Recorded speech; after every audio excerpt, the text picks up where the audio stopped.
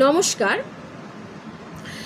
রবীন্দ্রনাথ, কবিগুরু রবীন্দ্রনাথ ঠাকুরের রচিত জাতীয় সঙ্গীত সম্পর্কে আপনারা প্রত্যেকে জানেন যে জনগণ মন অধিনায়ক জয় হে ভারত ভাগ্য বিধাতা।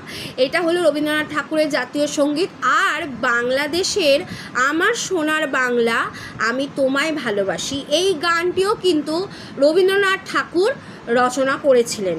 দুটো দেশের অর্থাৎ আমাদের ভারতের প্রতিবেশী দেশ বাংলাদেশের জাতীয় সঙ্গীত এবং জনগণ মন অধিনায়ক, এই দুটো গানই কিন্তু রবীন্দ্রনাথ ঠাকুর রচনা করেছিলেন, লিখেছিলেন।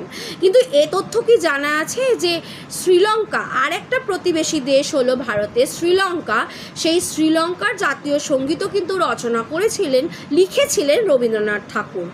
কেমন দেখুন, আমাদের যে রবীন্দ্রনাথ